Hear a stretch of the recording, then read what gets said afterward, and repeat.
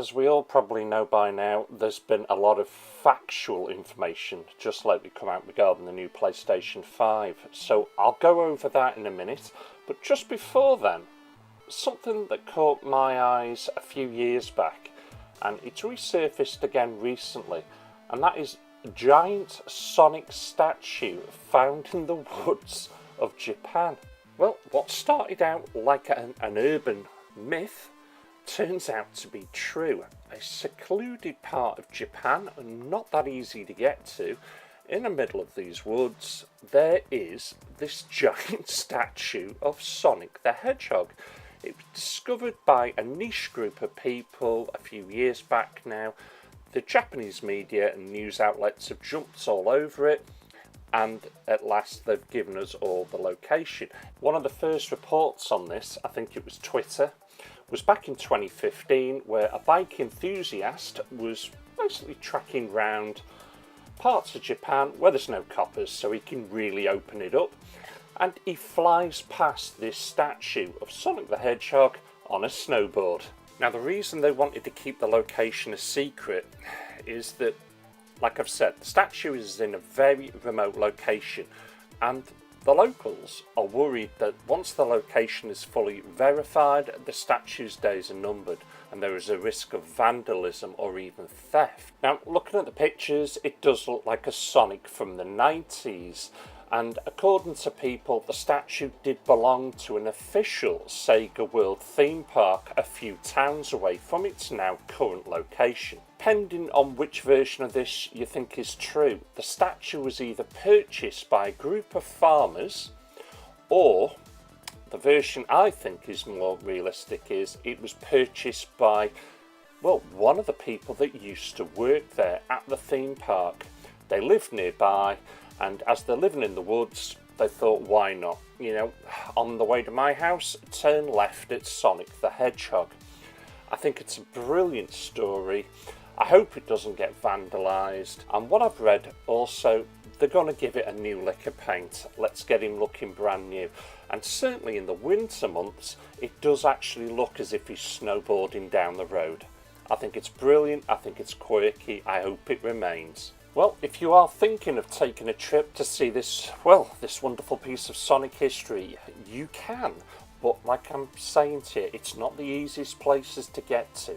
But you'll have to take a bike or a car journey down through the winding roads of Mie near Kannoji Temple on the outskirts of Nabari. If I've got the pronunciation wrong, I apologise. So, what do we actually know about the PlayStation 5? Well, the first thing is, it's not even called that yet. It's been in development for 4 years. It's certainly not coming in 2019. It's going to be 2020. Dev kits have already gone out to accelerate the pace of the games. It supports ray tracing. It will focus on a better audio experience. The current PSVRs will work with the PS5, or whatever it's going to be called. It comes as standard with a solid-state drive. It's backward compatible with the PS4 games.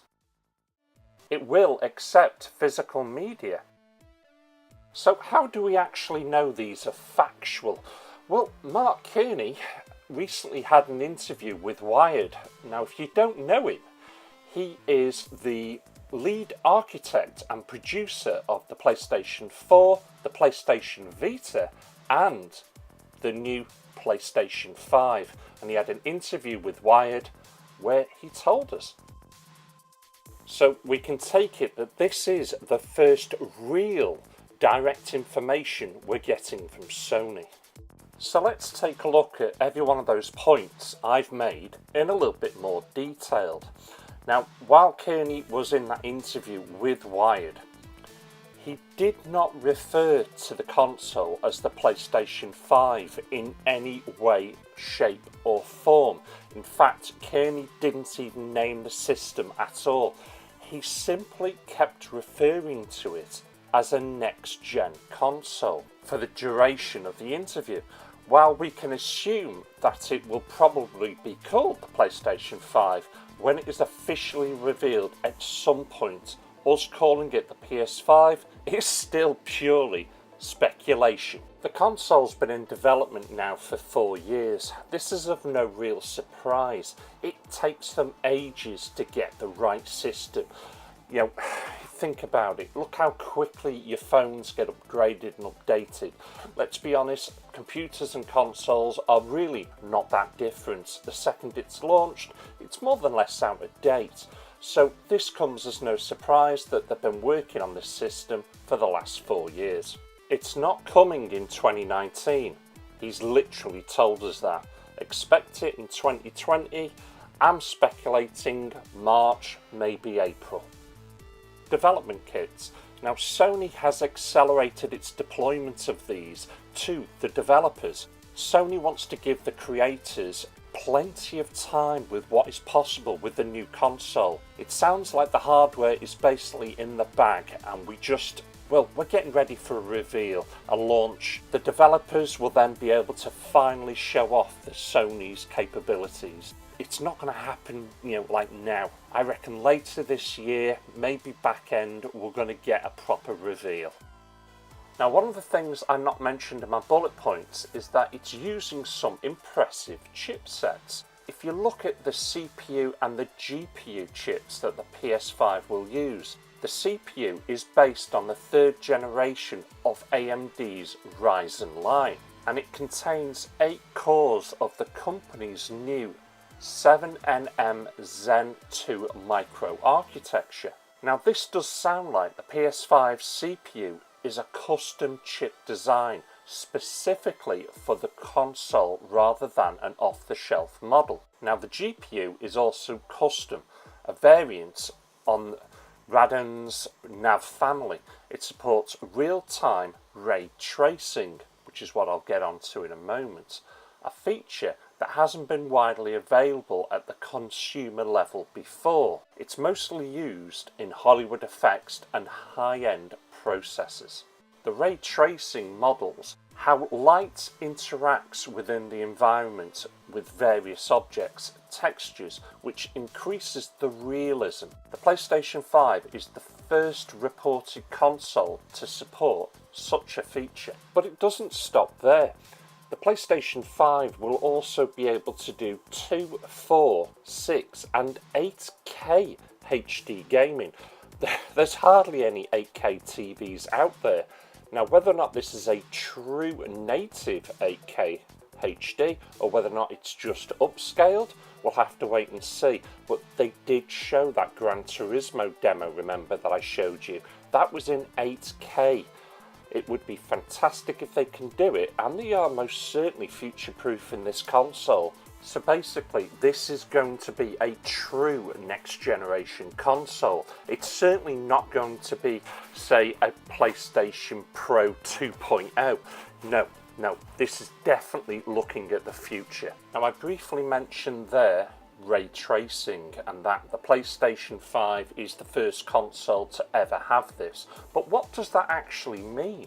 Because this does look to be one of the major features of this new next generation console. Now it simulates light interacting with the environment, including how it plays off the various objects in it. If you have light shining through your window, it's not just a single light source.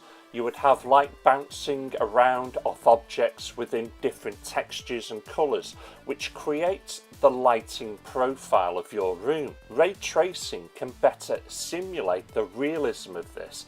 It's also useful for audio and the pathways and the way sound takes within the environment. Well, the audio is going to get a much improved upgrade. Believe this or not, it's exactly the same audio in your PlayStation 4 as it was in the PlayStation 3. They didn't alter anything. So they want to give you more focus on the better audio experience. Now, going by what they've been saying, the AMD chip being used for the CPU includes a custom unit specifically for 3D audio, which will be compatible with standard TV speakers and virtual surround sound. Now, Kearney he wants this technology to shine. When a player is using headphones, Kearney talked about the presence when describing the audio experience, which is something that we've heard time and time again about VR. It seems that Sony has taken some pointers from their experience with the PSVR headset and what players love so much about it. And my take on this is, if you've got a brilliant 3D surround system, you know what, it's going to heighten the experience that much. It could potentially give you an advantage, say in Call of Duty. You'll be able to hear the enemy coming up behind you. Moving on nicely to the PSVR, it's of no real surprise that the current generation of VR headsets is compatible with the PlayStation 5. Sony have certainly not given up on this technology. I think it's only going to get better, and I can see this actually getting bigger when the console is launched. Now, this new console is going to be getting a solid state drive, and this is certainly one of the things that developers have been asking for because they want to reduce loading times. But this certainly wasn't enough for Mark Kearney. He didn't just want to improve load times, he wants to eliminate them.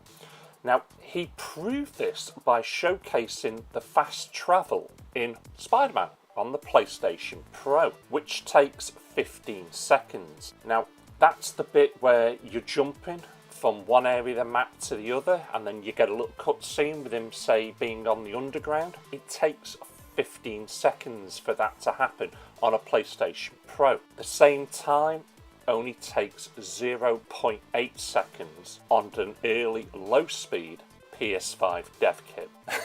Now, that's pretty impressive. By sticking an SSD solid state drive into anything, you can speed up that machine, but it's being held back by the rest of the components inside the machine. So, you're never going to get the potential. So you've got to make sure that everything around that solid state drive is certainly going to allow it to be used at its maximum potential. This sounds brilliant. But what sort of size can we expect? Let's be honest, modern day PlayStation 4 and PlayStation 4 Pro, I personally put a 2TB in it, and I haven't got enough room.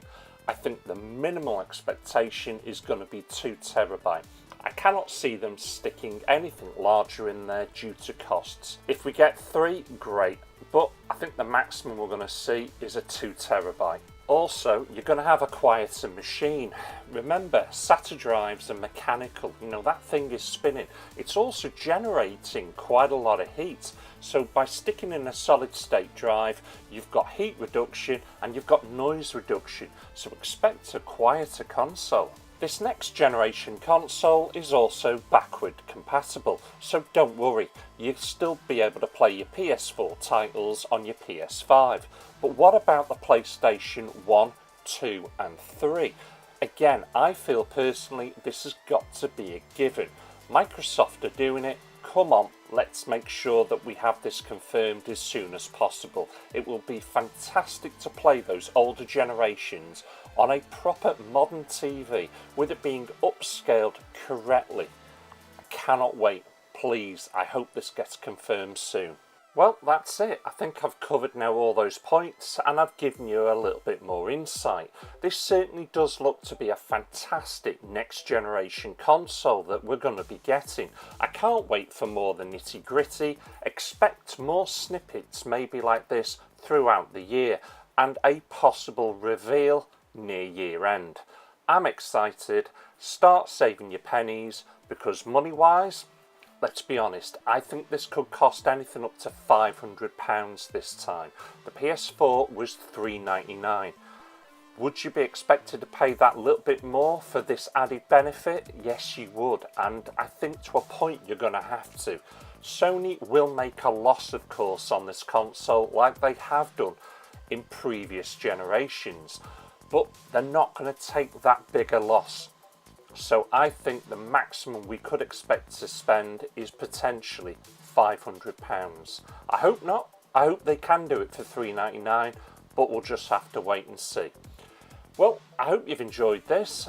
I've certainly enjoyed bringing this lot to you. I really like the Sonic one. You know, the fact that there's a statue out there, I think that is brilliant, and I'm super excited about the PlayStation 5. Well, let me know your thoughts in the comments below, and if you've made it to the end of my video, then please, if you have not done so already, please consider subscribing. I'd like to thank you for watching, and take care.